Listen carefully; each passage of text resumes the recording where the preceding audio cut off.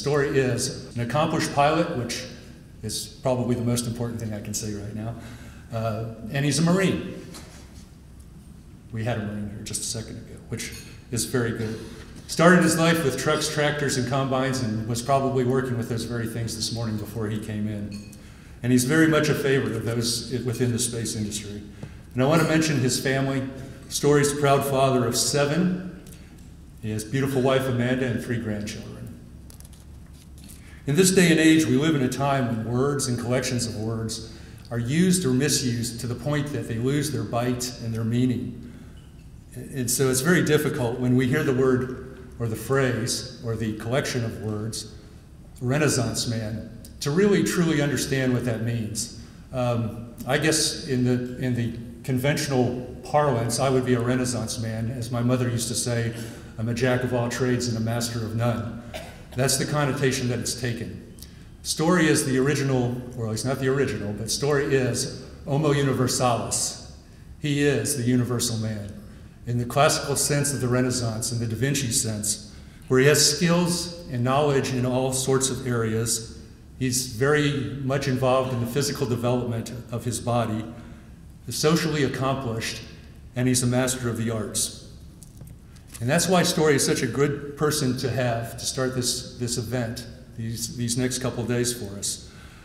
He has an innate ability to look into nature and extract the beauty and function of that nature and exert it into the technologies with which he's working. And as we'll see, he also has the ability to take some of the highest levels of technology and use those to extract those very things of beauty and function within the universe. Ladies and gentlemen, I would like to present photographer and astronaut, pilot and poet, and my good friend, Story Musgrave.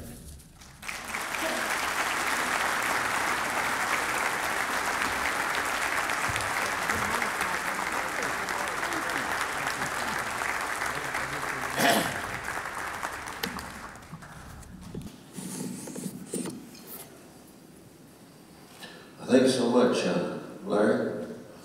I'm fantastically glad to be here. And the kind of work that you are doing, preparing people for the future, educating, training, and inspiring the people who are going to carry our technology, including spaceflight, forward into the future. I want to thank Space Tech very much for helping to get me here this morning. So the title of the program, I think, Maria, was my 35 years with that thing. So, yeah, that thing, I was, for decades, very respectful of Hubble Space Telescope. Maybe my first 20 years of it, I called it the Hubble Space Telescope. After 20 years, I started to refer to it as that machine.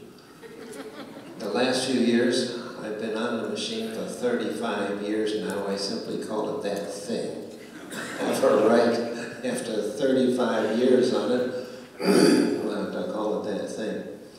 But that's my storyline this morning. So I'm going to tell you a story and then extract the lessons that I learned that you can take home with you, apply to what you do in high-tech and apply to your personal lives. I'm going to pull out the lessons I learned along the way. With 57 years, I've been in the aerospace world. I sold on a grad strip in Alaska 57 years ago. But also the lessons that I learned as a child. I won't pull those lessons out, so really what I'm going to give you here is lessons of life, personal and historical perspectives on space flight and the aerospace world, and just a general world of being the best you can every second of the day. So I was lead mechanic to fix Hubble back in 1975. That's how long I've been on it. In 1975, NASA put me on a machine. And they said, Story, we're going to put a big telescope in space. We had not had congressional approval yet, but we knew it was Lyman Spitzer's dream was going to happen. We were going to do that. And so NASA put me on it in 1975. And they said, your job, Story, is to look after that machine. Any possible thing that could go wrong with it, we want you to be able to go up in space and to repair it, fix it, tune it up, and to take care of that. So 1975 on, I started working as a design engineer, and I not only fixed Hubble, I designed it. I designed it in terms of serviceability and maintainability up there in space.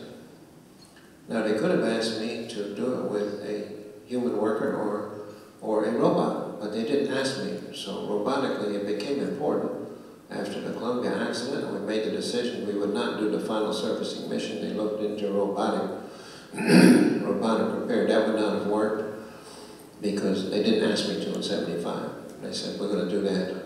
It'll be the first satellite up there designed from scratch to be serviced by a spacewalking human being. So I designed it for that. And it's very hard to design a machine where you have the human eyes and the human hands there in the workplace doing it. If you have such capability, incredible, a human capability with a human hand and the human eyes and the brain right there, that's a very easy thing to design for. But if you've designed it for those capabilities, it becomes exceedingly difficult not to do it robotically. So I started in 75. I designed to be done up there. Now up there is in a spacesuit. Of course, protection from the vacuum. Now, spacesuit is bulky. NASA always used to talk about bulk, but right from the start, I not only tried to look after Hubble, and I tried to, try to go and fix it, but I tried to catch the principles. What principles are we dealing with here? So I always tried to get things in principles so that what I did in this program would be carried forward into the future, that I would improve our state of the art of spacewalking and repair those things out there in space. So I looked at what it takes to work up there. First of all, you need a suit. Now the suit is bulky, so obviously you've got a lot of insulation and protection. So it's bulky, it's big, and it's, it's hard to work around. And the other thing is you do have some mass. So me in a space suit, and I also helped develop the current space suit we're using today, the suit we've always used in the shuttle. I was a design engineer on it as well. So I did get the test out, the Challenger's the first flight. But a suit was not only bulky, but it doesn't have the same body you've got. So you think about that. It doesn't have your body. Now I have a fantastic shoulder joint 360 because I'm ball and socket. What I got here, of course, is a ball joint, and it's in a socket like this, so I get 360 motion in my shoulder joint. And another very important thing you might not have thought about is that whole thing rides back and forth on the rib cage, so I can move the whole joint backwards and forwards 5 or 6 inches. That's a shoulder joint. Well, that's the good news is that the human got a great shoulder joint. The bad news is your suit does not have one. You got one, but it doesn't. It's not going to work like a shoulder because your suit can't be ball and socket. It has to wrap around your shoulder joint. It's got one bearing here. It's got one bearing here, and it's got one plane of motion. So it's got one bearing. You rotate the one plane of motion. If you happen to be doing this in the suit, then you can't do that. So take your choice. If you're doing that, you can't do this. If you want to do this, the first thing you have to do is rotate the joint so it's here. If you're doing that, you can't do this. And so, that's a suit. But those of you that are close to suits, you'll see a red band that I put here for learning purposes on the suit. I put a red band in my design efforts here, which means you can never move against the red. If the red's here, you can't go that way. You have to first move the red over here with the bearing, and then you can go. So I did that. But the basic lesson is you got your own body, suit got its body, and you got to put the two together. You got a new body now. That's a combination of your body and the suit body. But I introduced that concept to NASA of two different bodies, and you learn how to work. So I'm trying to catch the principles. Now, here I don't have to think. I'll pick up my little clock here. I don't think. I just pick it up. So the little clock here, so that's when I'm going to end before 10 a.m. because it goes off. That's what the clock is for, right? Attention to detail. I am a detail man. But this, you put me in a suit, and I reach for that, I'm going to miss. Because, you know, here's a I reach it, I miss. What? My hand didn't go to the right place. Because you have been conditioned over decades. You put in the same forces, the same proprioception, the same everything in your joints. You don't think. You reach out and you go here. But you put in the same force in the suit, you're going to miss. So first thing you have to do is error correct. You have to watch that finger going where you want it to go. And error, you pull it back. You see, you keep error correcting until you get there. That's the kind of concentration it takes. Now, if you do that enough, 100 hours, hundreds of hours, now you've acquired your new body. Now you can get in the suit and simply reach out to here and you put in the suit forces they're going to take to get there. So that's what it takes. So that's a principle I try to capture. That you need this kind of concentration. You used to just throw people in a water tank and think they could work. It didn't go well. They came to me.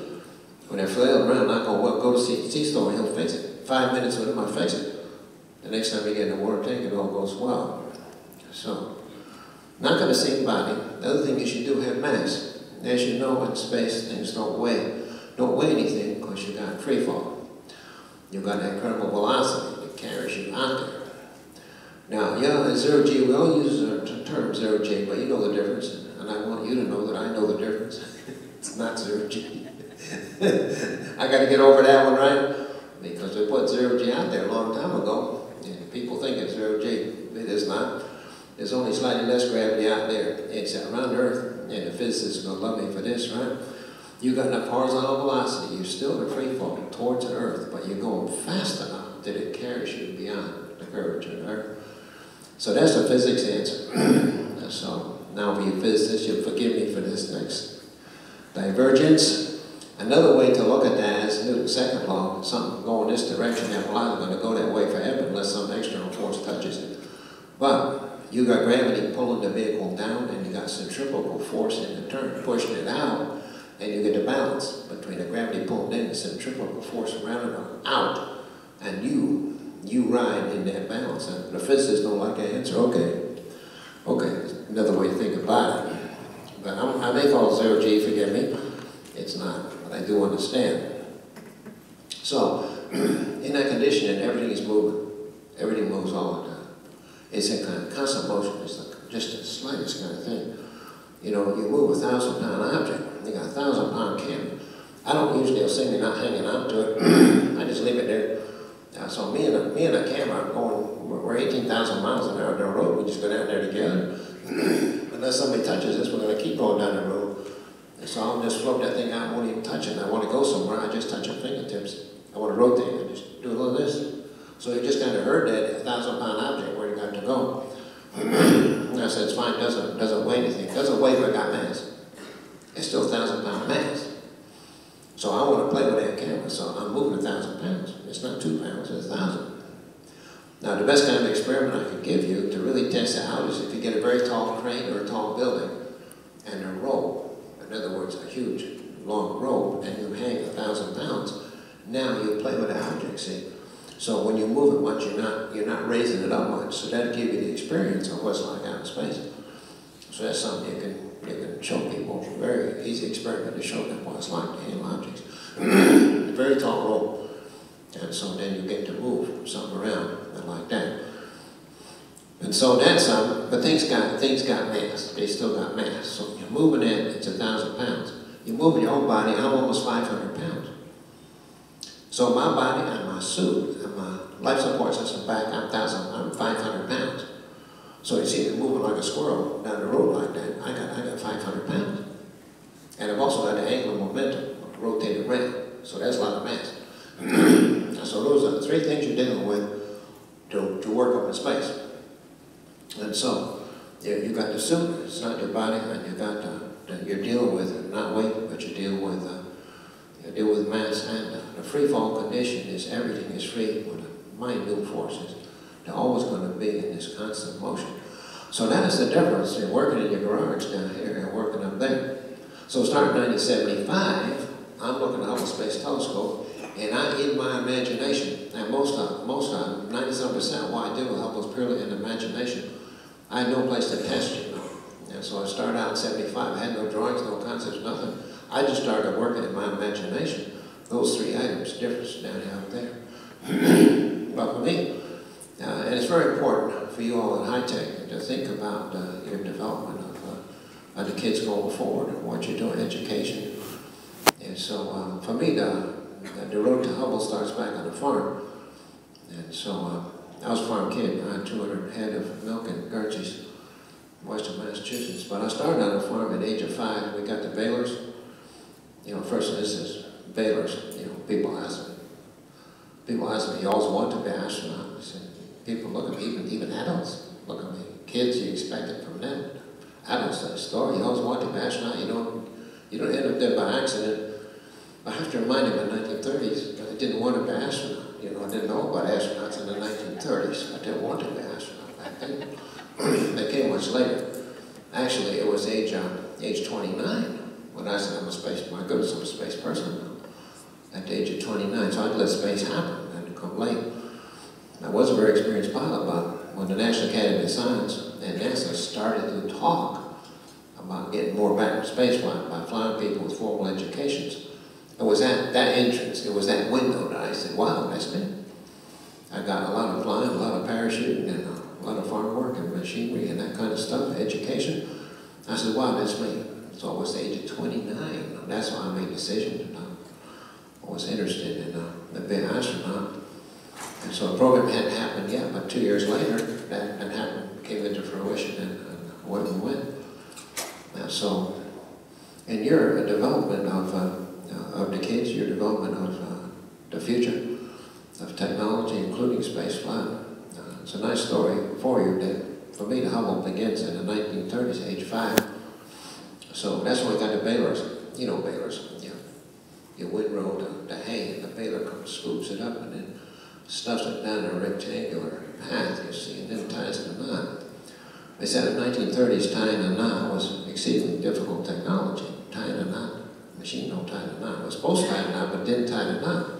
So the hay's coming out the back end of the baler just collapses because the knot didn't get tied. It tried, but it couldn't. So they're very creative on the farm. So they hung a swing for me, and there was also the thing of wrapped twine around the corn too. Anytime twine was supposed to tie a knot, they put me there. So I'm on the baler sitting on a swing, and I'm watching a machine trying to tie the knot. And so if it didn't tie the knot, I had hands this big, they fly in there. I'd grab one end of the twine, needle nose pliers the other, this way, then that way, square knot, tighten the knot, and get my hands out before the next cycle would have taken them off. I still have them. OSHA would not care for this, but it's okay. It's okay. There was no OSHA, so we can do it, right? But that was my start, and my start is attention to detail and being fast and thinking safety. And at the age of 5, into that stuff. By the age of 9, I was driving everything there was, every track, every truck. Driving down the highway too. I had 10 tons behind me going down the road. State police, you stopped this truck. You see a truck going down the road, you couldn't see the head. There's no head driving the truck. So they stopped this truck, you know, and they opened the door and they looked at me. And they said, you know, I'm supposed to be a driver. They said, look at me. Says, young man, you can't possibly be 16. I said, are you bringing me some coffee? You see the coffee on the table? Yeah, you want that too? There's coffee right now. It's okay.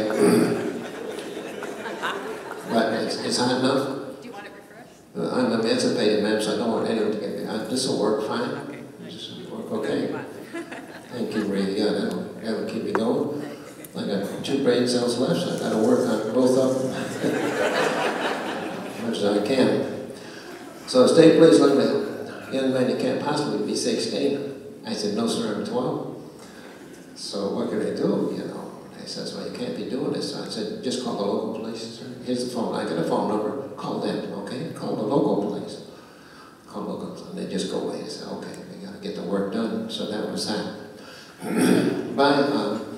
By 12 or 13 left in the remote fields, I learned to keep stuff going. I'm alone, I have equipment. I'm alone, that's it. And you develop that visual imagination, and it's very important for the education and the kids you bring them along. It's a huge lesson in learning, but I developed that visual imagination while I see a piece of equipment, I understand how it works. Oh, just show it to me, I understand. And then I see where it's broken. They also stuffed me down machinery when I was running too, because I was small enough. They put me down, you know, in the machine. Put me in the balance. One day they come out the back end, wrapped up in hay. Sometime. No, I have my moments. Let's see, I will get done. I will get done by 10, don't worry. But we had a stone boat. New England is very stony, so a stone boat, very heavy old planks like this. It had toboggan like front on it, and I drive the team. So it was very low, so you could roll the stones out and go right into there. And I'm driving the team one time, and this toboggan-like steel, rounded thing like that, it broke off on one end when they were towing it, and I went under the machine. I went under the stone boat with tons, and I came out the back end, and the farmhand saw for sure I was gone. No, it just shoved me down in. It shoved me, you know, it shoved me down into the soft piled soil. It just pushed me down. I had a few road rash in there, but nothing. I just didn't went back to work, you know, what the heck. But it just, they looked, it's totally flat surface, but here's the body of the kid, you know, just like this in the sun. Anyway, I'm still here, right? So, but that visual imagination you develop working with that stuff, and you get to see how it's broken, and you understand what you got to do to keep going. Now, it's not a repair, it's not a fix. That's what mechanics do. You're out there alone, and you work with whatever you got to do to keep stuff going. So I kept going. I learned a visual imagination. No, but so I was very successful out there, and I was in nature. I was in the forest alone at the age of 3 at night. That's the forest at 3. So Larry didn't mention the character of my children. Yeah, I do have 7 kids, but the oldest is 50 and the youngest is 4. That's kids. I didn't say grandkids. I have grandkids. The kids.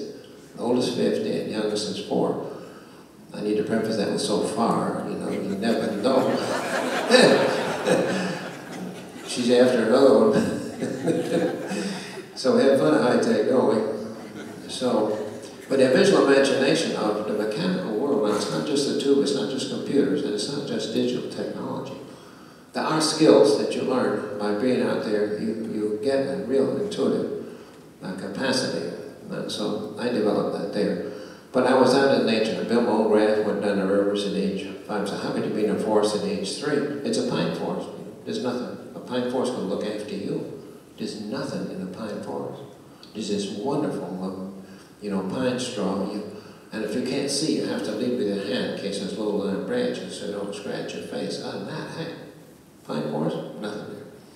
It's the safest place in the whole world, pine forest. So I still saw surprise my parents. They didn't know. They didn't know where it was half the time on the farm.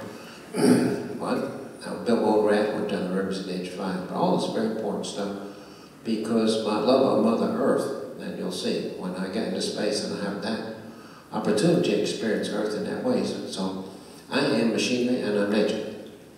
That's who I am. And that's what I got raised. It's what I got to offer you. It's what I have to offer the space program. I was immersed in machinery at the youngest age when you're getting hardwired. And you can take up the piano at 5 or 50. There's a massive difference. You really can't take up the piano at 50. You do it mechanically, but it's not in your heart and your soul. You know, you're not an intuitive pianist. So I learned the stuff back then. So I am nature and machinery. But things did not go well in school. The abstract nature, the books couldn't hold on to me, but also I did no homework. So the bus left me off at the barn and picked me up at the barn. I never went home. I'm in the barn all the time. I'm doing the farm, so I never did homework and school did not go well.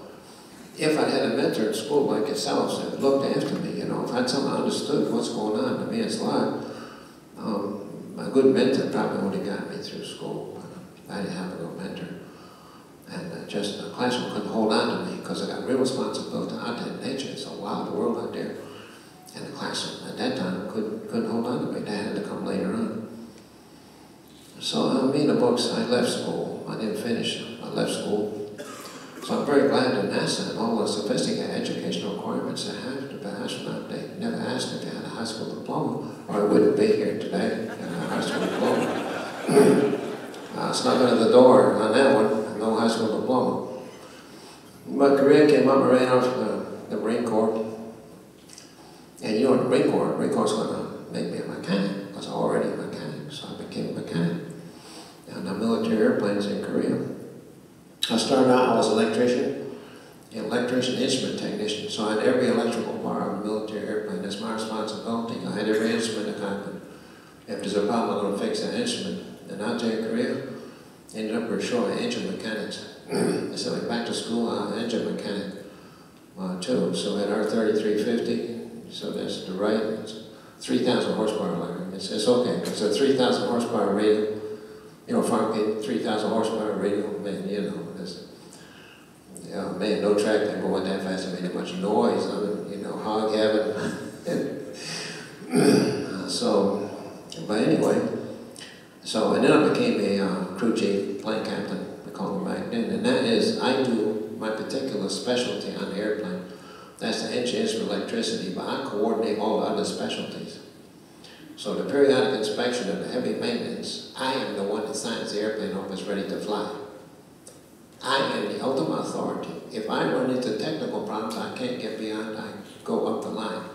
If I run into technical problems that are beyond my ability, but for the most part, I am the one that is responsible to say that the airplane is airworthy. I am accountable. I signed off 300 items. I walked up by the house and said, "You're airplane, sir." And I did that at 18. I am the ultimate authority for airworthiness for airplane at the age of 18. So, and I've been in that world, you know, a long time. And so it goes from there. But so that's a little bit of history that, you know, that led up. So why did you pick me to do the Hubble Space Telescope, to design and to repair it? It's because I'm a farm kid. Okay, I'm a farm kid, I'm a listed Marine Corps mechanic. So you look at the path and you say, well, farm kid ain't going nowhere. You don't know where the farm kid is going to go. They're going there. So you look at that path. You connect the dots to your past and you see what you're good at. And you see what you're good at, and you bring that experience forward. So I brought it forward into my surgery world too. So that's a little introduction.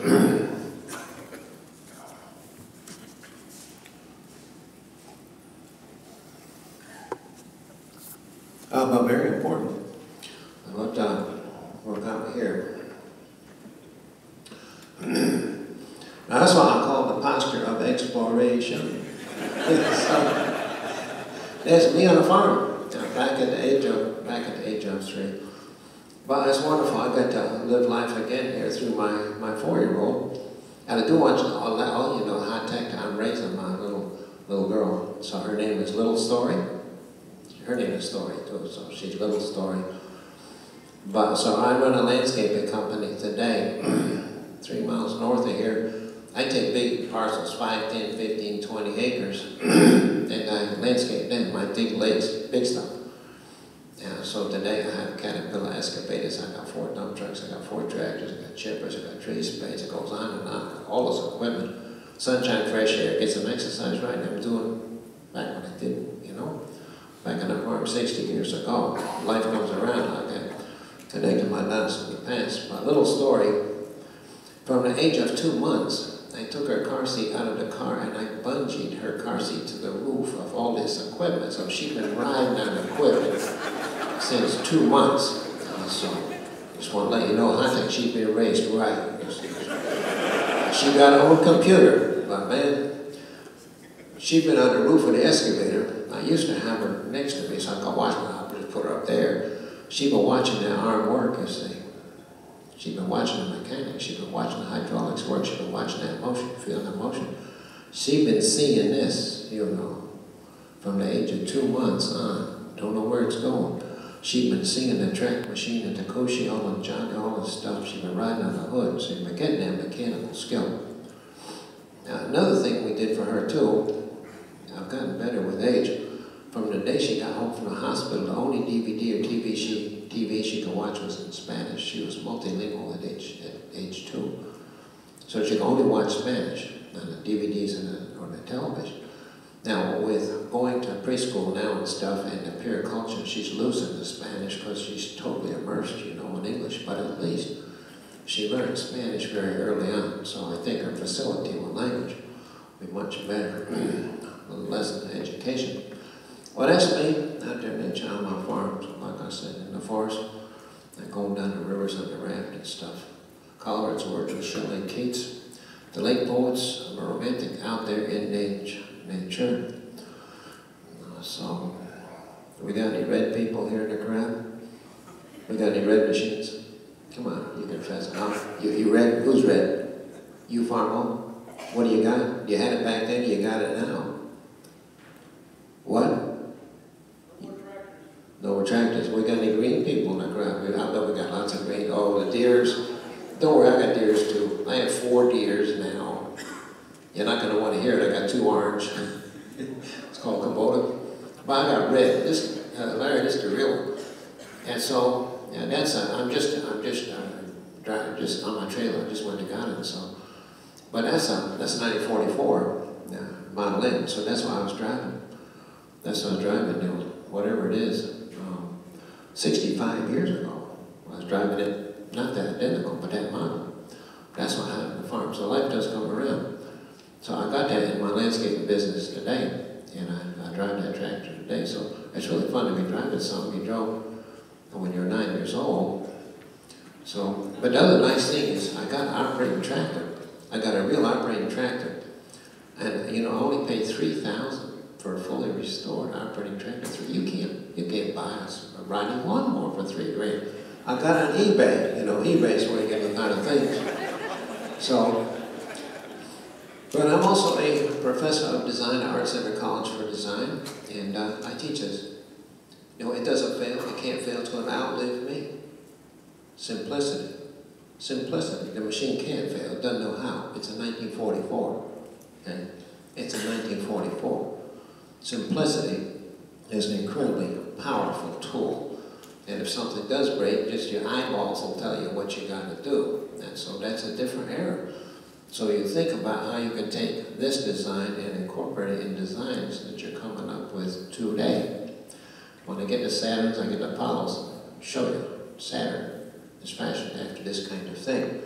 So that's my professorship of design, which I do today. Now that's me in Korea, my K-6.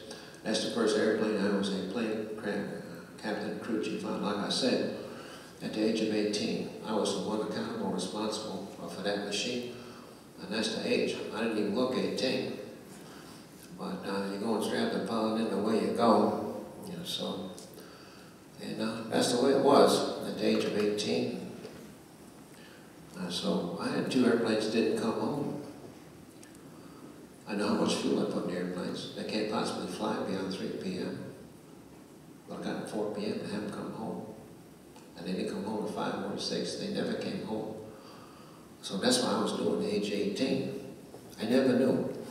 I never knew if the airplane let them down or what happened. But that's what we did with the 80 Skyraider. You like that, Larry? Straight down, you see it's 3 big speed brakes. That's what we did. We really invented back then attack. That's air-to-ground attack, you know. That's what that machine could do. They're right there. And this is close ground support. This is real. We flew below treetop levels. We were right down there with the troops. That's what airplane was for, close ground support. And I went to a carrier after my time in Korea. I went on board a carrier, the USS Wasp. And you notice there's no catapult there pulling you off. You flew them off. Back then, you just did what you could. You turned the carrier to the wind as fast as you could. And hope when you got to the end that you had enough energy to go fly. And so, very ironically, my brother was on the same carrier, the Wasp, 2 years later, flying the same airplane, and he did not get enough. He did not get enough from the system. He went in the water, and the carrier ran over him. So that's the world I've been in. Here she's coming here for landing. That's the world I've been in. And that's why they chose me to fix Hubble and to design Hubble. I've been in this world. So in my landscape, that's something I got today. That's a military dump truck, 1968. She'll haul 25,000 pounds off-road. 25,000 pound winch there too. But 6-wheel drive, of course. But my landscape business, I dig lakes, I move dirt around. 25,000 pounds through the mud, buck, every kind of thing that you see like that. So it's an incredible machine. How do we pay $12,000? You can't buy this little car for 12 grand. Like $12,000 for a machine, and you know, I've never been under the hood. I've had to think for 11 years. I'm not going to the hood. I don't want to go under the hood. I don't need one. I changed the oil. I did oil. It's a 1968. You see, that's why I don't have to go under the hood. You got the message. Turbocharged diesel can't fail. There's nothing to fail. There's not one electron. There's nothing. Incredible power, incredible torque. So that's a 1968. Had it for 11 years. Never been under the hood. So and I also teach that in design school. Now that's me on top of my compost pile. For those of you who like to compost, I peaked my compost pile at 40 feet. You know, it's a 4-story building. So the entire 2 counties, the Progress Energy takes all our pruners from the trees over 2 counties. Everyone dumps that biological waste. The developers come in, they can't put a house on muck. They bring the muck. Everyone brings everything. I peaked my compost pile at 40 feet. And I turn that into topsoil. And then they all bring it free. They just dump all that stuff. I rot it for 3 years, and I sell it back to them at $400 a load. So, yeah. I could show you more pictures. I didn't. Some people don't want to do all this farming stuff. They want to hear about spaceflight. But, you know, it's who I am. But anyway, $400. So I'm in the rotting business. They bring it, I rot it, sell it back to them. That's what I do. But I use it in my pots. I have 15,000 palm trees. I plant 2,000 palms out in the landscape every year. Continue to do that. As a farmer, I've just got a green thumb, a farm kid again, but I got 2 lessons for it. And one is you gotta find your passions. So you look at your kids, you look at the people you're bringing along, be sure they do what they're passionate about. The heart, they gotta follow their heart. If they haven't got the heart, find something else to do. Because the passion is going to give you the energy to pursue details. Whatever you do in life is just looking at details. People say, Stuart, how do you do all things? I only do one thing, I pursue the details, okay? I scope out what I got to learn. I'm on someone else's playing field, I just do the details, okay? I got the same operating system. It doesn't matter what I'm working on. People say, how do you do all these things? Only one way, I do the details, okay? I got the imagination and the details. But here, I'm just going back to what comes easy for me, what my experience is in. But that's another part of the lesson. You have people follow their heart, but secondly, you have them do what they're good at, what comes easy. A lot of people say, I'm weak. I'm not so good at this, I gotta work on that. No, don't do it. What you're weak at, forget about it. Forget it. Work on your strengths. Now what you don't know and what you're not good at, don't work on that. Work on what you're already good at, what you're strong at, what comes easy, because you'll offer an awful lot more to the world. If you work on what you're good at, do the strengths. Now sure, I'd like to be a champion in the NBA, right? I'd love to do that. You think I'm going to sit around and cry about the fact I can't? No, I got some other skills I can work. So anyway, do what comes easy for it. That's a tree spade. Developers come in, and they come in, they're going to take all the trees down. They're just going to burn them. I can tell you, they have to do that.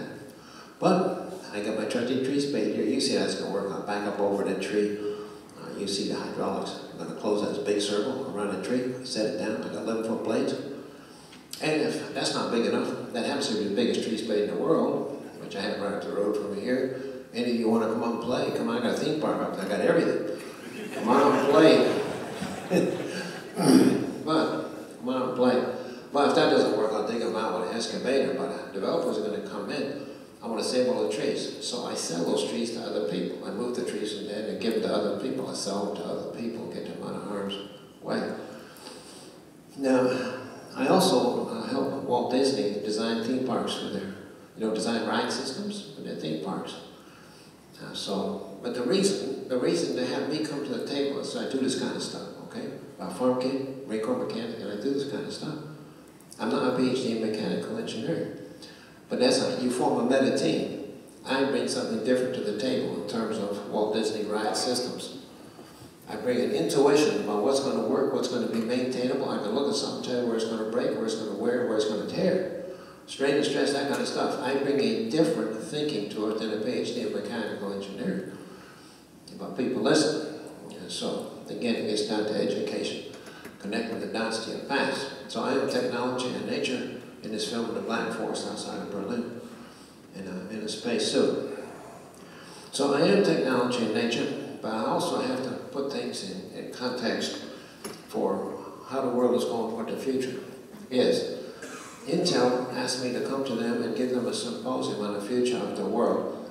Now, I should have been sketching, no, I'm not going to Intel, tell them the future of the world. I mean, what kind of challenge is that? But anyway, I says, oh, go ahead, story, get your courage up, go tell Intel what the future of the world is. So I did this painting. That's a painting I did to show them what the future of the world was and is. And all of you are living in this world, every one of you. This is your future. For better or for worse, it's what's happening today. It's what's happening for as long as we've had an Earth. And then life came to it 4 billion years ago. The basic story is supernova events here. Supernova events create the big molecules necessary for life. We need big molecules. That's the way carbon hooks to carbon.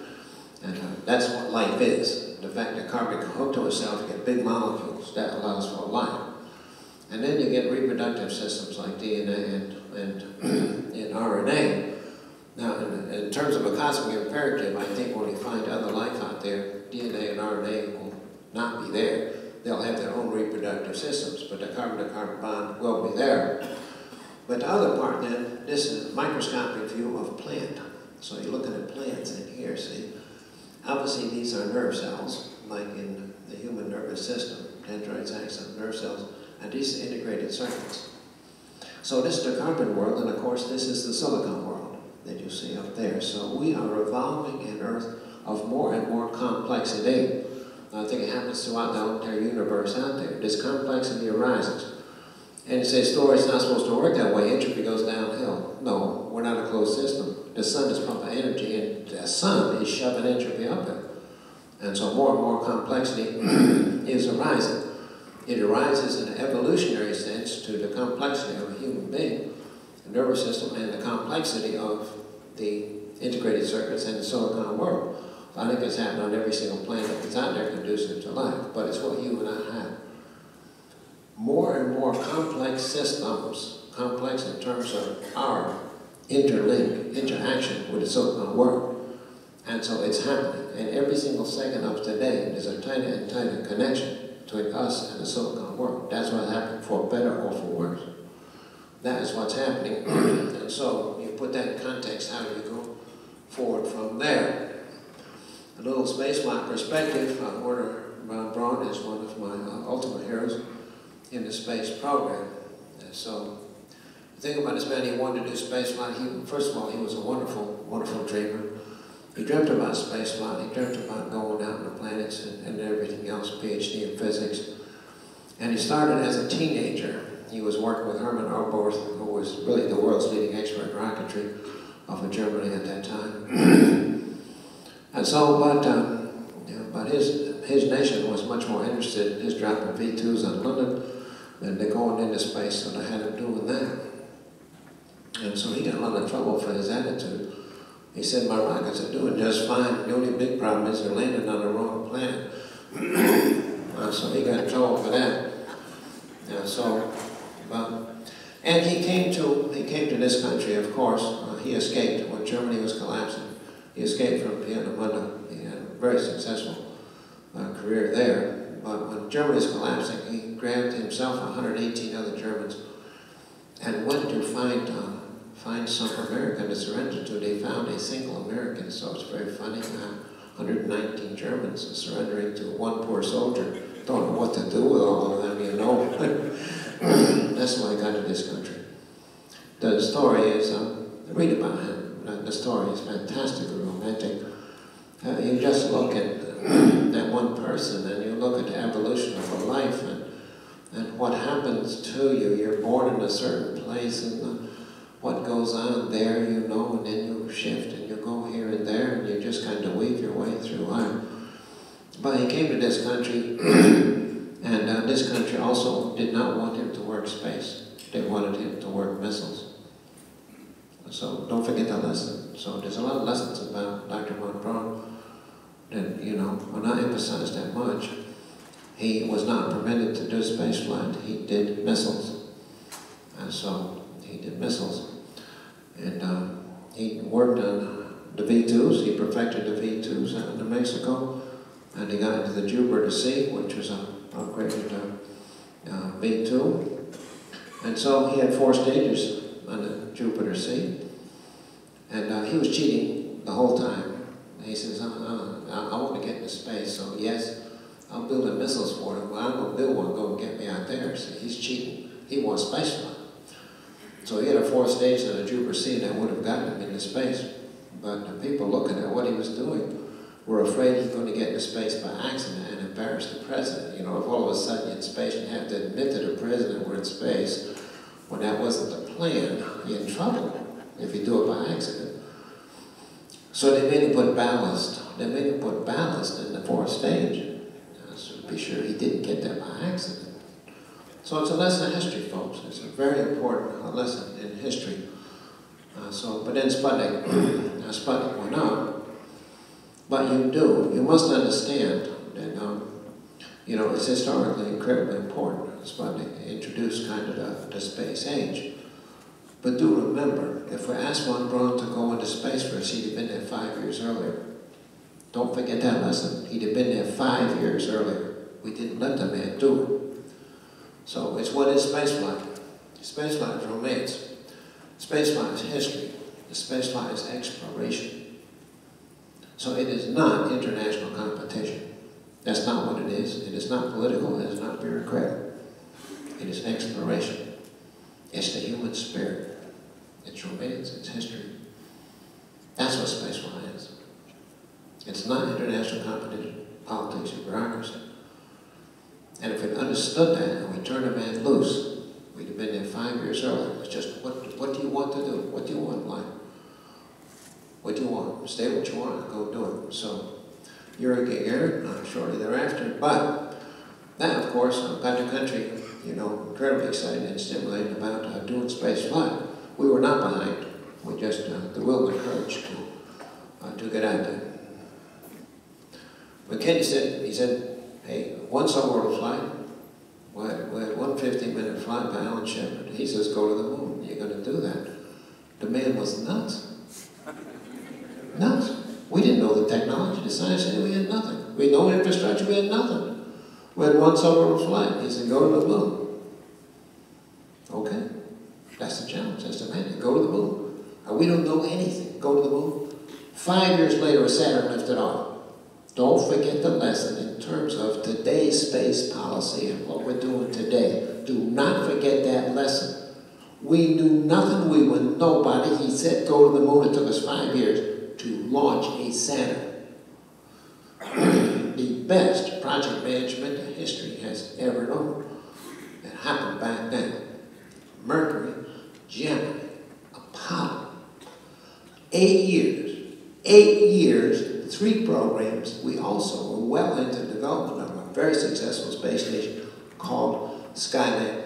And we were into the Vikings, the Pioneers, the Voyagers, and all the non-human spaceships as well. That's what we did. And with 45 years of hindsight wisdom, we look back then and we know we did it right. We also did it right. Just an incredible triumph in getting on with the job. Absolutely just beautiful. That's what I call a cathedral picture. The big assembly building, the Saturn V, gorgeous, simple, beautiful thing. And nature in there.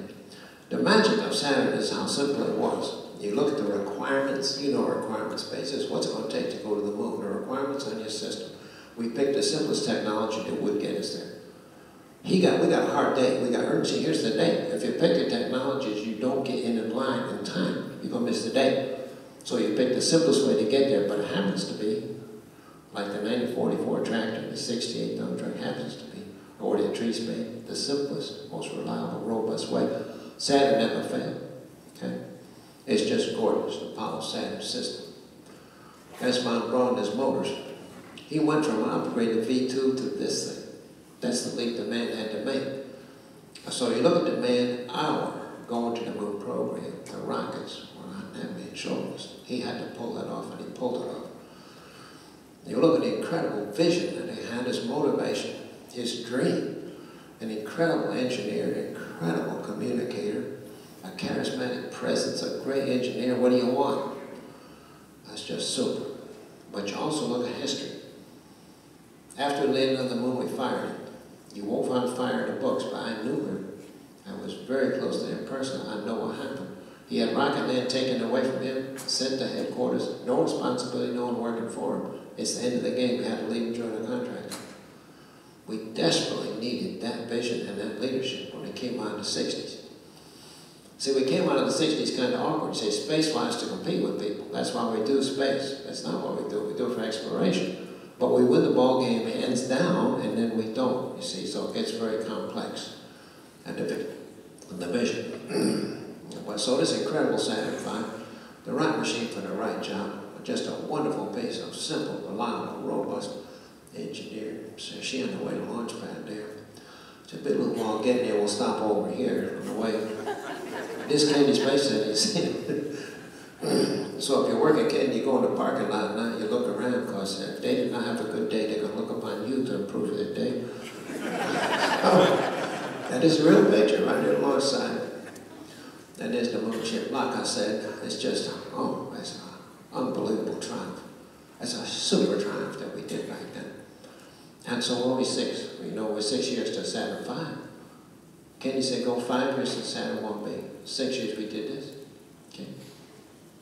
Apollo 501. So in terms of looking at what we do today, do not forget the 60s, do not forget this kind of project management that led to this. So on to the current NASA today. I did spend 30 years at NASA. This is the airplane they give us that you well know about to maintain our sharpness and proficiency, being the best we can every second of the day. So operating limitations, the checklist, the man-machine interaction. NASA gives us that machine just to show all the time we can be the best, keep us sharp in the aerospace world. So I got that machine in the mid-60s, and I said, my, it's one of the most gorgeous machines. And it's going to take me to beautiful places, so I'm going to carry a camera. I said, I have an opportunity, I'm going to do something with it. I'm going to carry a camera every time I go in the airplane. So I carried a camera. Now the airplane's 50 years old, so it turns out I published a book last year to celebrate its 50th anniversary. The airplane 50 years old, what you're looking at there. About every 10 years, the Air Force puts out a contract on the street to get their next supersonic high-performance, logistical, adversarial kind of airplane. They look at what the contract offers them, it's not as good as what they got, so they keep doing this thing. It's been extended by 2025, 65 years old. Why are we doing a 65-year-old airplane? Because we can't do any better. Until you come up with a more beautiful machine, you're going to have to settle for less.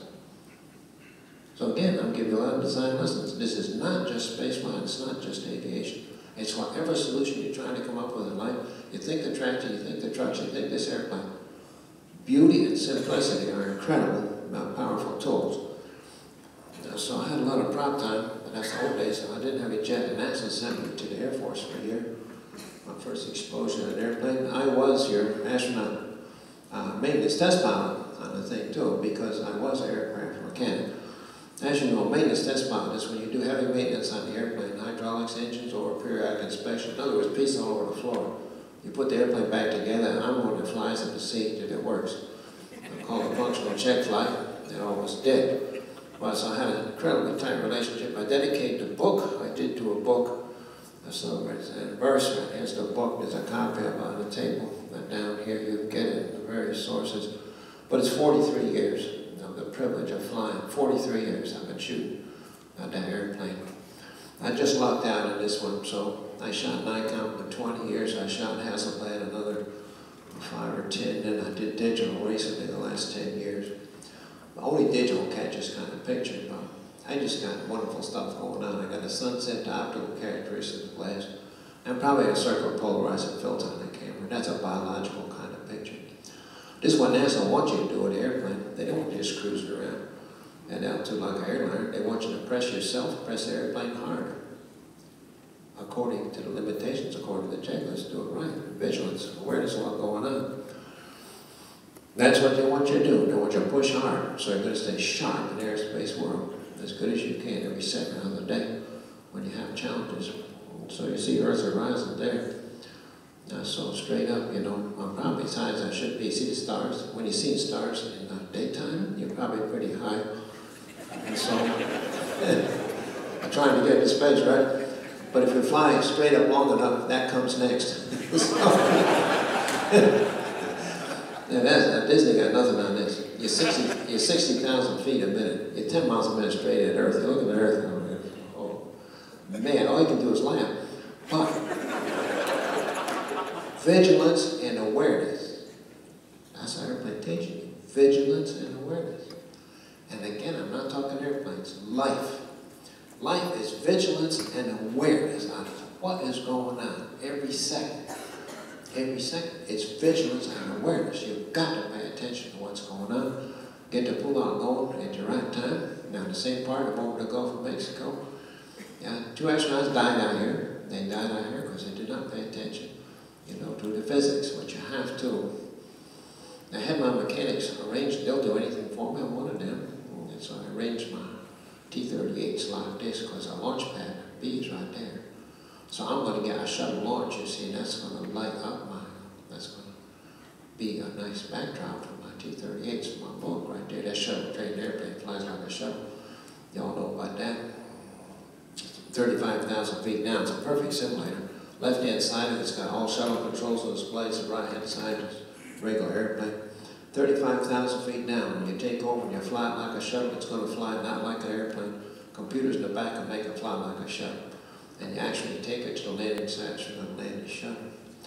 So, but that's a STS-117, the launch. You see there, you see a nice shadow of the plume here. That's our background for this. But look what's going to happen. Look, it's just unbelievable what a plume is going to turn into. Plumes are supposed to disperse like a cloud. It's three-dimensional. So I have a sunset going on. I have T-38s departing the launch site, and I got this kind of business. If you want more of that, you just internet search STS-117 launch, and you get this kind of stuff. It's just absolutely beautiful. So story, people look at my book there, and they say, Story, you don't deserve half of the stuff in your book. You don't deserve it. You didn't do nothing. You didn't create that stuff. No, I didn't. So, but I was there and I had a camera. That's all it took. I was there and I had a camera. And it's half the stuff in the book, because I always carried a camera. I had the opportunity. So yeah, I was there and had a camera. This is Ellington Field, Houston, Texas. I landed on a Sunday, that's why there's nobody there. I parked my own airplane, put my equipment, I walked to the car. And I turned around to say goodbye to my babies, and the most powerful rape I ever saw on my face is horizon to horizon, around the beauties. And my goodness, I said, what's this? You know, I can't believe it's happening. Now, the only fright now is that I leave any film with a camera. There's no reason to leave film with a camera for a regular flight line shot. I'm in formation flight with 2 other airplanes. I shoot up the film before I come home, and I think, my goodness, I got this back. No, I had 8, thank goodness, 8 frames left. I was lazy, I guess. But I can't back up any further. I back up way against the hangar seat. I couldn't back up far enough to get the picture. I can't move left to right, otherwise I move to rainbow. So you see the stitch. So I shot the left, and then I shot the right, and I had massive stitching. But that's 1990, so they just overlay transparency. But of course, in my book, digital, I got better stitching. But that's a whole story now. So that's it for that. We moved into the shuttle program, and like I said, the vision was very complex, very tortuous. And the reason for spaceflight was to compete for the Russians, and it never was. But so we came out of the 60s with such an incredible success. We're still going to have a space program, yes. And so it was incredibly confusing times. We tried to meet everyone's requirements, very strange requirements came out to us. We had to bring a 60 by 50 thing up into space. We had to, in one orbit, catch something as big as 60 by 50 and bring it home. We're trying to keep everybody happy so they'll get behind us. We're fighting for life. In other words, we're in a terrible defensive posture because, you know, we're a defensive posture. So the vision for spaceflight cannot come from Washington. It cannot come from Washington. They're not going to give you a vision, nor are they going to give you the leadership. And NASA got to create its own vision and its own idea of what they're going to do, get the public to force Washington to do the right kind of things. It's the only way it's going to work. But we haven't had the leadership that's going to work that way. So we came up with an extraordinarily complex vehicle, extremely difficult and expensive. We advertised to the world that it would cost $10 million to flight. It ended up costing $1 billion to flight, and we missed by 100 times over. And that's due to the difficulty of operations is due to the fragility and the complexity. The complexity and the difficulty, but American engineering is so perfect, we did pull it off. American engineering can do absolutely anything, but you really don't want to challenge it to this extent. So in terms of carrying Hubbles up there, repairing Hubbles, the one example we have today, that machine is an incredible machine. American engineering was so absolutely spectacularly great. And you know what a shuttle has done for space station. It's been just a super duper machine. Now after Columbia, we struggled with what we were going to do after the shuttle. We had the X-30, X-32, the X-33, the X-34, the X-37, the X-38. All those were programs that we pursued for what we do after the shuttle. We spent a couple billion in each, swept in one of the carpet and walked away because we didn't have the vision, we didn't have the project management in place to execute those programs. I didn't have the leadership from Washington, but Columbia forced upon us what we're going to do next. And so that's a picture of Constellation. The Constellation is incredibly logical. To have a reusable capsule, 6-person, it's a logical thing to do. And to use a solid rocket booster, which had the perfect record. Challenger was human management negligence, had nothing to do with engineering failure. Just simple gross negligence. It's at a perfect record, so it's very simple. It's a possible way to get there. It is a way to get there. It makes sense. And the big wave, the Ares 5, to get us there, to use our current solid rocket boosters, had a perfect record, and liquid engines, which also had a perfect pedigree. It's a logical way. It's a reasonable thing to do. That would give NASA access to space. NASA needs access to space now because the shuttle's going away now. So they need access to space now. So what is the current program for access to space? The current policy says we're going to think about it for 5 years and then make a decision. Think about it for 5 and then make a decision. So you're talking 15 years before NASA has access to space. So, but you see the difference? We know what we're doing now. We know the technology, science, and engineering, we know it now, but what's the path? See, the path is vision, leadership, and great project management. The path is, and it's not a matter of whose opinion. The media kind of adds up opinions. Who's for and who's against? No, the reference point is the 60s. If you want to build the Omni Hotel, it's great project management. It is a vision. It's what the hotel's going to do for you, the requirements. And it gets into design, you'll see. And it gets into project management. What it's going to do for me, how I'm going to get to it, and where the resource I get to do the job. A simple project management. You're going to do a hotel, you're going to do a cruise ship, you're going to do a spaceship. It's all the same thing. That is your reference point. And that is the reference point on which you evaluate the current space policy. Is there a way? What is the way you're going to get there? What is the way for human spaceflight? What is the way for access to space? What is the way? And so, don't look at my opinion and don't say it's his opinion. I just want the way. Because I know the 60s. He said to do it 5 years to a Saturn. It's not 5 years to sit around and think about it. Okay? It's not the way. So, but for the near future, here's the way we get into space, ironically, you know. So, you need to take a look at Hubble Space Telescope. And that particular story, like I said, back in '75, I had no blueprints. I had no hardware, nothing to play with, but I came up with artist concepts for how you put the big camera in there. Computer graphics to tell the story, to tell the dance, the ballet of getting there. When I got real hardware, here's the Hubble down in Florida. As soon as I got real hardware, I played on the hardware. I came up with 300 tools to do the job. So I'm looking at the design. I worked on the design when there's paperwork. Did I have access? Could I see? Could I reach? How do I take this component out, put a new back? It's just details. There's farm kit details, that's all. It's simply details. Let's work the details. So like I said, the imagination of working up there, it's a suit in zero gravity with some mass to things, and then you simply look in your imagination, you look at all the jobs, you look at everything, every component that's going to come into that telescope, everything you might possibly do, and away you go. So you develop tools and design and go from there. Here's a telescope on the way from its payload facility on the way to launch pad. I love the Bobcat there, all this technology and nature, right? But the kind of stuff we got to come up to get the job done, and it's in the shuttle right here now. So this is payload change-out room, and you look around at the shuttle. So it's in the shuttle right there. Here's the mission STS-31 that carried it up there. I was not on the mission that carried it up there, but I was in mission control, the lead communicator. I had my own 6 flights, but I was a communicating mission control for 25 missions, all in all, including Apollo, the Skylab back then. So all in all, I've learned 31 missions. But she's up flying. That's the background, the Andes Mountains, the beautiful Andes, Pacific Ocean, and Chile, Peru, Bolivia in there. She's up flying. Within 2 to 3 months, I had to confess to the S word. S word is spherical aberration. We put the wrong mirror in the telescope. It was the world's most perfect mirror, but it was the wrong one. So that did not work. And so along my way, when they told me the 75 story, you've got to account for absolutely anything that might go wrong with the telescope. I was not cynical enough back then to say, NASA put a wrong mirror in the telescope. How do we account for that? How do we look at it? I didn't do that. I wasn't quite that cynical yet. So how do you do that? Well, you're relying on a very specific distance. The distance from the glass. The laser will point at the glass when it cancels itself out at the right curvature.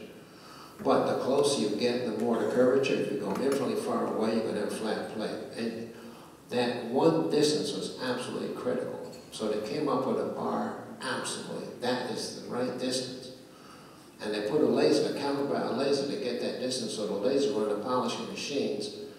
The cap they put over the bar to protect it. They had an abrasion on the cap. The laser bounced off the cap and not the bar. That's the difference. So they saw that difference in the laser. They went to the hardware store and they shipped the laser with washers to make up for the wrong thing, you know, and that's it. So where's quality? Quality? What? Washers? Washers in the laser? What? Do we tell anyone? No, we don't tell anyone. Where's quality? Quality sign off on the procedure? There is no quality. Quality doesn't exist. They're not even there. There's no one there. There's nobody home. But you look at what environment created that kind of thinking, you know. But anyway, it's just not the way you do business. So we got a mission. I got 13 major things, specific mission now, 13 major things that are broke. And these are designer quality problems. When you go get a new car and it's broken, you drive it out of the showroom, that's either designer quality. They didn't wear out, you know, with 0 time on them. So designer quality got 13 major things. Whatever you do in life, that's the face. That's passion, focus, concentration in the moment. So you did the best in the business, Terry and John left. So when you got that mission spirit, when it's bring Apollo 13, when it's fixed, it's go to the moon, it's that kind of thing. There's no hierarchical management. You simply identify the functions you need to get done, passion, talent, trained people in the job, and it happens. So it's got that mission spirit, that going to war spirit. We would like to have a 0G facility. We could turn gravity off, but we don't. So we use water as a 3-dimensional analog. And we have to have it. It's the only thing that will give you the 3-dimensional geometry you got to work in. But it's not a good simulator. In space, my suit floats and I float inside my suit. It's 0G, everything floats, but not true in the water. See, if I go upside down in the water, I'm carrying 160 pounds on my collar. So the suit does not work well in the water. Not like it's going to, so you can't use it as a test facility. What can I get done? But it does give us certain things. I was asking divers if they see a better way for me to do my work, you show me with your hands. You empower the people around you to come up with the best solution. A big power tool. I trained in the Smithsonian Museum too, it's just details. Now the real Hubble's up there. I don't have a real, I'm worried about the mock-ups. So for me, it's not just training its fit and function. These instruments I'm going to install aren't even to fit. Are they ready to fit? So I'm worried about metrology and measurements. But this engineering qualification unit in the Smithsonian was built alongside Hubble as a test article, and I was confident in the whole world that that had the most accurate measurements. So I want to go in a vacuum chamber tomorrow. I'm rehearsing my procedures. To go in a vacuum chamber, you know, thermal vac, to test these things in a vacuum at the temperatures they expect in space. The temperatures in space. And so, you know, here at the Omni House, what's the temperature here? You go outside and hang a thermometer at the temperature of the air. That's the temperature, but space got no air. To simplify the problem, me spacewalk I want Mother Earth, because as you go on Earth on average, you're 59 degrees, and I'll be 59 in my suit. Even from, you know, 370 miles up, you give me spacewalk enough Mother Earth, then I'm going to be 59 to service my suit. If I get hotter than that, I send more heat to Earth. If it's cold, I get more back. So me and Mother Earth were in exchange. So even 370 miles, Earth taking care of you. Now, but the problem with this thing is Hubble says you can never let sunlight get in an open door. So that constrains your ability to point, because you cannot get sunlight in an open door. And at times I had 3 open doors. And of course, they want to point the antennas of the shuttle in the right place. So there's a lot of constraints, you know, on where we can point. And the person, people got the fuel, they don't want to spend any gas. They're always trying to hang on to fuel. I don't blame them, they want us to get us home. But I was hanging on the gas, right? They're cheap on the gas. I need gas so I can maneuver and give me some other earth. They won't give me any earth. So anyway, going there for a 13-hour run, and it hurt incredibly bad. I'm running at minus 170 Fahrenheit. I should not accept that, but the system thinks it's going to be okay. It's not going to be okay. I got some insulation of gloves, but not enough, not for minus 170. The tools won't like it. The tools won't work. I never designed the tools for minus 170. That's unreasonable. At the 8-hour mark in here, you know, I stung. I had to take temperature breaks because my hands stung so bad. At the 8-hour point, my hands got comfortable. I should have picked up my net. So the reason I got comfortable was because they were dead. So I had eight dead fingers. So I got lead spacewalker 6 months before a flight and trying to develop this flight. I got 8 dead fingers. So this is not so good. See, there's the dead and there's the living. They sent me to Alaska the next morning. They told me, well, next morning, just go to the airport. Just go to the airport. And we'll get you a ticket when you get there. You got to go to Alaska. It's a world frostbite expert. He did a technician with scan, find out where the dead and the living is. When I got back from there, I went back to work in a suit. I got back in the suit store. You're gonna break the fingers off. Well, a choice. I don't have any choice, okay? The mission 6 months from now, what do you want me to do?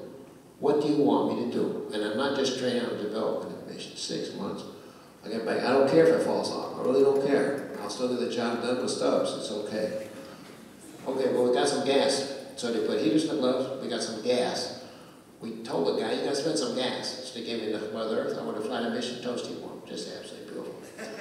It took me 5 years to get these hands back. It doesn't matter. I had a toasty, wonderful, warm mission. Spent some gas, got me some Mother Earth, and here we are in candy. Oh, space so big and beautiful. Look at this stuff. That big old something to build, you know, in '69 we had 4 Saturn V's being stacked together at the same time. Can you imagine being in a building and seeing 4 Saturn V's being stacked up? We flew every 2 months. Now this wonderful technology, gee whiz, I've had a partner live this kind of thing. It's just gorgeous. And these are several pictures. It's not just one shuttle. That's a morning, but there's several pictures here. These are several different missions you see here on the way out. This is just gorgeous. I visited my ship the night before. It's just absolutely ethereal. Pat Nesco, a photographer for NASA for 35 years. This was his favorite picture. His favorite picture after 35 years of shooting. That's Troy Stewart, you see right here. He's my suit tech. He and I went on a journey for 30 years. He looked after my suit, my helmet, my gloves, about the whole thing. He stuffed me in Apollo, stuffed me in Skylab, endless shuttle flights, vacuum chambers, the whole thing. That's what it's all about. It's not spaceflight aviation. It is that intense going together on a journey together, that intense human communication. That's my favorite launch picture, I think, because it's just plain old nature. You see it there. Pure technology in this one. And these are different launches, not just one of them. A still photograph, but it kind of captures the motion. It's just fun stuff, you know. We're out in space. We're in space. Go find Hubble. And as a back, these are obviously space station views of the thing. And it's an unbelievable thing. I don't know how. Oh, I gotta find out how I pulled it off. This is the surface of the sun. So here's the shuttle moving across the sun. So the timing you have to the orbital mechanics of where the shuttle going to be, get it lined up with a little sun. It's just wonderful. And here's the shuttle in the sunset, you see there. And so we chased after Hubble 6,000 miles. We did the rendezvous with the personal computer. The way I've updated that system is to key into the data stream, get the data, put it in a personal computer, do the solution, and back into the shuttle. That means you don't have to touch the flight control system. And here she comes, black and white, some fun. Black and white is fun sometimes. And you see the solar panel, these are the old ones, terrible problems they caused us. They got in out of the sun and they shook the whole telescope, expanding and contracting. And you see it's broken here. I'm supposed to roll out, bring it home like a blanket, but I couldn't. I'm going to have to leave it out there. See, it's broken right there. How could you get in those problems? They're solar panels. Solar panels take energy from the sun and convert it into electricity. The problem with these solar panels is they didn't test them in the sun.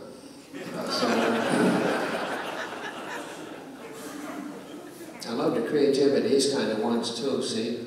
The photographer has not put the camera on the glass. see the inside. You see some body parts, you see the inside of the spaceship. We caught the Hubble to go to work on it. And so, at this point, I've been at it for 18 years. The Congress said, if you don't fix that thing, we're not going to approve space station. Space station takes 80 spacewalks, and if you cannot show us complicated spacewalk you do what you set out to do, we cannot go forward. NASA's embarrassed about the wrong mirror. They're embarrassed about the other 12 failures should not have happened, so I'm going out the door with that. So, you know, is that any pressure? No, it's not. I'm going to do the dance. I got a great plan, and I'm going to simply execute the dance to perfection. That's all. Every move I make, I'm kind of concerned. The kind of inspiration I do get, that's what goes on to kids at space camp. I go to space camp tonight, get on an airplane this afternoon, but the right kind of things happen. They got the mission spirit. They're going to learn their job. And so it's all good stuff, but that's the future. It's what you do with your kids. Allison Barker, you know she's going to do her job. She got a mission spirit. She gets assigned a role, and she's going to scope out. She's going to get that job done. It's the future. That's Allison. That's you. That's what you do with kids. It's just spectacular. This kind of inspiration, perfection in the moment, the job, design, the heart and the soul. These are the kind of inspiration. That's what I take out there. Not to worry about the fate. It's my inspiration. Function and form. That's a beautiful serve I ever saw. I used to hug Secretariat, Claymore Farms, Paris, Kentucky, winning the Triple Crown here. I used to hug that horse before the park. I said, sir, it's for you that I live. It's for you that I go forward. And that's it, folks. It's not airspace, not aviation. That's what you sign up for. It's this level of perfection. That's what you go for. So, Ranger Modules getting ready to go to work out there. But here's the real team. Mission Control, they are the ones that really know the total technology and the whole picture. I want them up there with me. I'm always talking about what I do now and where I go next. I want them with me. I want to help. There's the new Mission Control. They are the real team. They're my buddies. They're going to look after me. I want help. It's not, I'm going to do my thing, stay out of my way. No. I want help. See? When I was a surgeon, you look at a surgical nurse, she's been there for 30 years. Man, if you're uncomfortable with how it's going, you tell me. You tell me how it's going. There's that big camera, that 1,000-pound camera. That's the way we fix it. The mirror, we could not take out the big mirror as part of the structure. American engineer taking a shower in Munich, Germany. The showers in the U.S., you change the stream like that, you point there. In Europe, for the most part, you can change the whole position of the shower. He saw that. He wasn't used to it. He says, that's what I'm going to fix up. Well, that's the way we fix it. 5 little pairs of mirrors the size of quarters. One of them would catch the light correctly, send it to that mirror, which would go to another instrument. I put the one box in and fixed it for 5 other instruments. There's that solar panel, and there's the lever. See, it's broke. We're just going to push away and leave it and fly away from it out there. Put the new solar panels on, they would not deploy either. I had to put the ratchet wrench. I got a stupid ratchet wrench from a hardware store. Over half of the tools I came up with came from the hardware store unmodified. So I got the job done, right? Remember, it's farm kid. Remember why I'm up there? Because I'm a farm kid. Okay? They start those 7 graduate degrees. They're fine, but they don't fix things. Okay, you getting that message? When to close these big 10-foot doors? I got 10-foot doors, and I swung them closed, and they're off 4 inches. That door is 4 inches higher than that door, okay? And I said, what is the son of one? I don't understand, but I saw these linear marks on the doors, all these scratches, and all. I got back on the ground and asked them, what all the marks on the doors were. And they said, the door wouldn't close on the ground either. Well, yeah, but tell me about it. Tell me about it, okay? They had a special alignment rig to hold them in limbo when they closed them. But that's when I had to come along. You don't come along. It's back on the farm. You got a big thing stretched. That's why you tie stuff to your truck. I would do come-alongs on a shuttle, close shuttle doors. I had to do that. As I was back, the farm kid put come-alongs on a spaceship. I got 2 of them there. I got 1 car. I took care of that. So that's the final one in there. So anyway, we got it all done. 40 hours spacewalk. We're going to deploy the sunset there. And it's 17 years ago, you know, this incredible beauty has done. Talking to President Clinton, it's a sense of melancholy and sadness for me. Because I lost my baby. But after that thing, I'm not going to get back to her again. She's off and gone. So that evening, she's gone. The bay's empty. She's not there anymore. And I'm not getting back. That's a little sadness. So while we fixed them, I'm going to rapidly take you through a celebration of space flight. We'll be finished here shortly. I'll run over a couple minutes. That's free fall for you. It's Michael Jordan. That's free fall. Okay, that is free fall. That's 0G you're looking at right there. And here's a picture I took. I put the camera on the mat, took that picture. I said, it's a neat picture, but concentrate on a can of Coca-Cola. And so I was on Coca-Pepsi Wars here, and you know what Fizz is going to do in 0G, right? It's not going anywhere. You know? That's a can of Coca-Cola in space. So the extraction took the whole bottom off and left that can, but she getting big. Coke's getting bigger. I took a straw, I got it, it's getting too big. I'm trying to drink the Coke, but see, that's flat Coke, that's bubbles up your nose. You see it going down there. So I spun the Coke up. I spun the Coke up like that, and that's Coke just spinning. So the flat Coke is there, bubbles up in the best Coke in the universe. You put your straw in, right there. So the panoramic view is a quick celebration of Mother Earth. It's just gorgeous here. Looking at the air, I always like the air. Look at air. So there's Florida up in there, and Cuba down in there. The incredible blue Bahamas you're looking at. And here's the Grand Pyramids at Giza, Cairo. And those are the pyramids at Giza. You can't see with naked eye, but you can see the shadows of them. And the Himalayan mountains and Everest, the tallest mountain on Earth. And volcanoes, Rabaul. The Galapagos, like Earth, at one time sterile molten ash. Seed by seed life comes, it does what it does. That's a hurricane in the southern hemisphere.